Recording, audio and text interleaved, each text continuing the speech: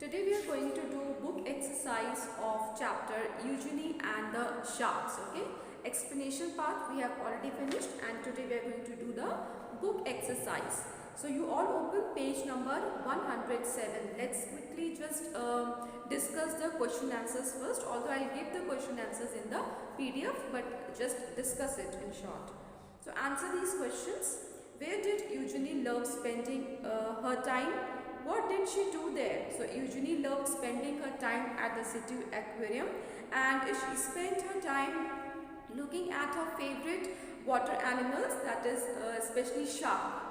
How did Eugenie's mother surprise her? Eugenie's mother surprised her by gifting her a small aquarium. What did Eugenie want to become when she grew up? Eugenie wanted to be a scientist and discover things on her own. Which place did Eugenie explore first? Eugenie explored the Red Sea first. What did she find there? She collected hundreds of different fish, and also she found 3 new species of fish in the Red Sea. What did Eugenie want to protect sharks from? Eugenie wanted to protect sharks from dangerous human activities like hunting. How did Eugenie's dream come true? Eugenie's dream came true as people understood that sharks are not mindless killers, and they need to be saved from dangerous human activities and should not be hunted. And they also, as a result, they made shark conservation groups were made to protect and care for sharks. B part, answer these questions. Eugenie spent all her time looking at the fish. Name the fish that were there in Eugenie's fish tank. So the fish that were there in Eugenie's fish tank were chloral fish was there, then chloral red snails and guppies. Why did she spend her time looking at the fish? She spent her time looking at the fish because she loved sea animals, and she saw how they behaved and how they grew in different conditions.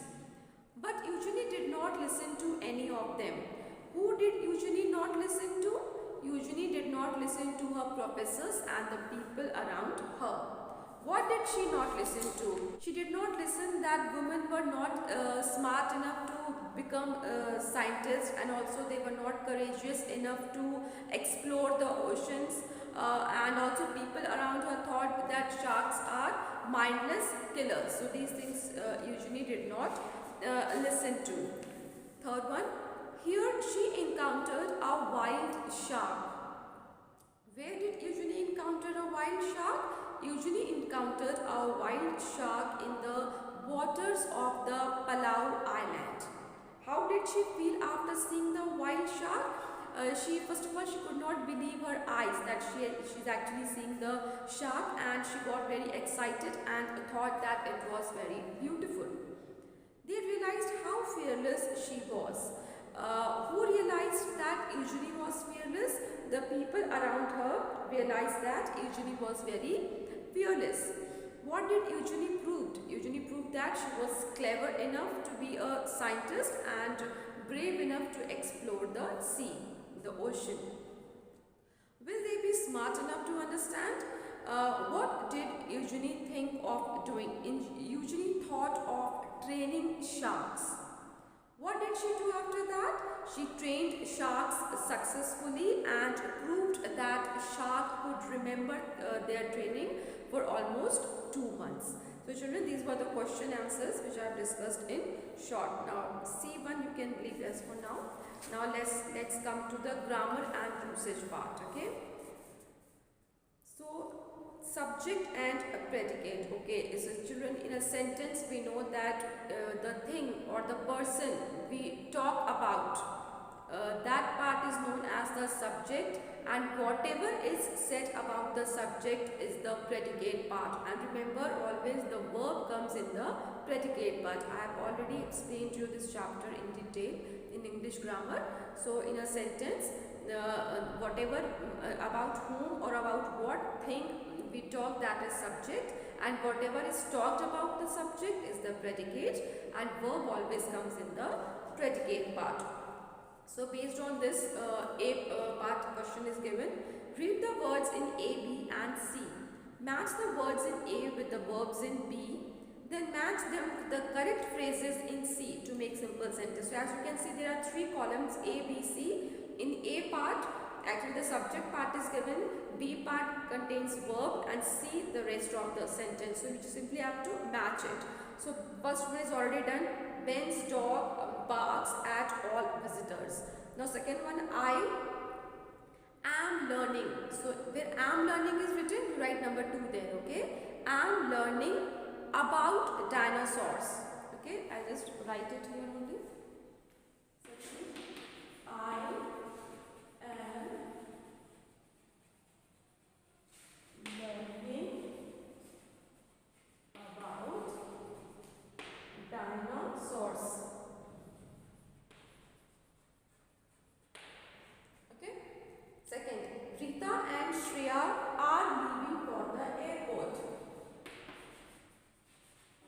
Rita and Shreya are leaving for airport.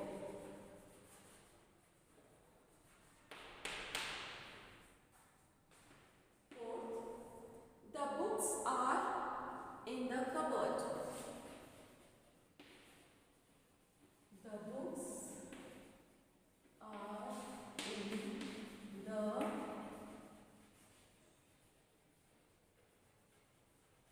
cupboard. Rajiv is a polite boy.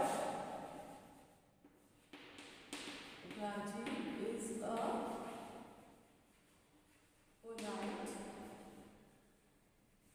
boy. So this we have to match the sentences. Now turn the page. B part, make correct sentences from this group of words. Write them in your notebook and underline the predicates. So let's do this one. First one is also, it is a jumbled word, so you have to just unjumble the sentence. It is a mixed kind of words are giving. You have to write the sentence in correct form and also you have to underline the predicate part, okay? So first one is, the teacher helped Natasha with the sum. So you will underline helped Natasha with the sum. This is predicate. Second one is, I am going for a walk in the woods. I am going for a walk in the woods. Okay, and predicates I is the subject and going for a walk in the woods. This is predicate. Third, we sang many songs on the bus. We sang many songs on the bus. Now here B is the subject and sang many songs on the bus is the predicate. So underline it. Fourth, Kumar watched a film yesterday. Kumar watched a film yesterday. Now, Kumar is the subject, watched a film yesterday, it is predicate. Next, the bird sat in the nest. The bird sat in the nest. So the bird is the subject, sat in the nest is the predicate. Okay. I am going for a walk in the woods. I am going for a walk in the woods. It is predicate. We sang many songs on the bus. Sang many songs on the bus is the predicate. Kumar watched a film yesterday. Watched a film yesterday is predicate. The bird sat in the nest. Sat in the nest is the predicate. Now we come to next part. I'll come to this one.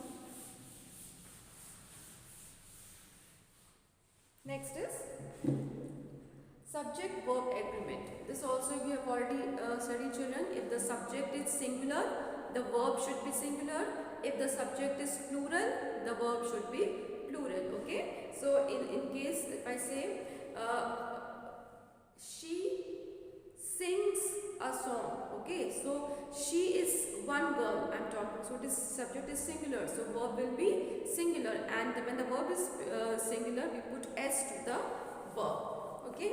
So let's do the C part. Complete the sentences with am, is, are.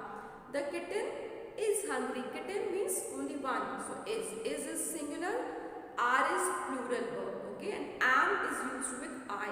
Okay, and also with you we always use are. Whether it is singular or plural, we use the verb are and not is. Okay. So Divya and Prachi, two girls, no, are going out. So C1. Second, are. Third, I am playing the drums. With I, in case of present tense, we always use am. Fourth, the soup is very hot. Be careful. The soup is. Fifth, we plural, so are in Uti on a holiday. So it will be are. And sixth, you.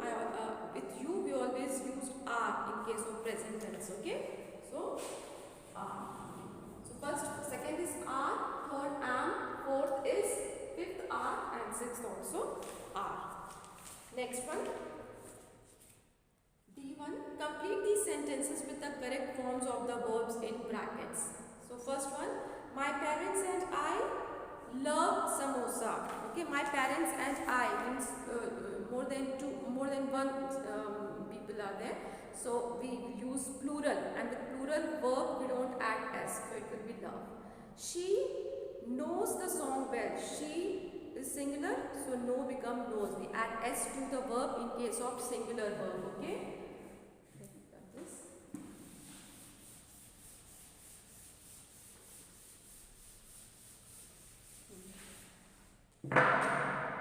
So B part. Second is knows. Knows. Knows. They means plural, so it will not be plays, it will be play, because in plural verb we don't add s to the verb, so it will be play. Fourth, I means one, but with I we don't put s. With I and you we don't put s to the verb, although it is singular, but we will not add s to the verb. Okay, so I wear and not wears. This is the exceptional case. Okay, in I and you we don't add s to the verb. Fifth one, you and Suman means two people are there. Live, so that means subject is plural, so the verb will be plural. So live, it will not be lives, it will be live. Okay. Live close to my house. Sixth one, he usually cooks. He means one person, subject singular, so verb singular, so we add s to the verb, cooks. Okay children, so first one love given, second knows, third play, fourth wear, fifth live, and sixth cooks. Next, words in use, suffix. Okay, so suffix means the letters which we add after the word, it becomes suffix. Okay, so like full or less, you add full to fear, it becomes fearful. You add less to fear, it becomes fearless. So adding suffix can change the meaning of the verb. So A1, add full or less to the word in brackets. Replace the underlined phrases in the sentence with the new words. Lucy Prevency was a brave and courageous girl. In bracket it is given fear. So whatever is underlined, you have to, in place of that, you have to use the word which is given in bracket, and you have to add proper suffix. So brave and courageous means fearful? No, it means fearless, without fear. So first one is fearless. So less is the suffix. Okay. The wound is hurting a lot. Please give me some ointment. pain. So wound is painful. Painful. Third, the dal does not have any flavor. It is very watery and not spicy. So very watery and not spicy means tasteless. Tasteless. Tasteless. Next one. Zeba is a slow, calm and steady driver. She follows traffic rules.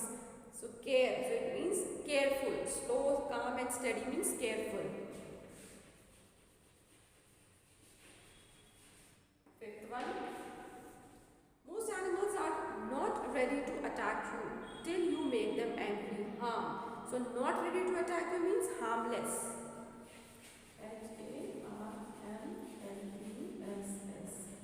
Sixth one. Ocean is very happy and glad today. Is very happy and glad today. Do you know the reason? Cheer. Happy and glad means cheerful. So first fearless, second painful, third tasteless, fourth careful, fifth harmless and sixth cheerful. Now next we will do on page number 112. Underline the movement words in these sentences. The words could show a single movement or a chain of movement. So you just have to underline the words. The divers plunged into the open sea to explore it. Underline plunged. Plunged means to jump or to dive. Okay.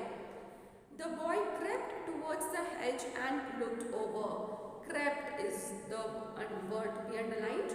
Means moving slowly. Crept. Okay. Underline crept. Pratik tiptoed to the kitchen and peeped in. So underline tiptoed and peeped. Okay. Tiptoed means walking on toes. And peeped means to look with the corner of the eye. Jhakna, what you say in Hindi. Jia saw a lizard and kicked about in fright. Kicked is the word. Underline kicked. The children tumbled down the stairs and hurt themselves. Tumbled.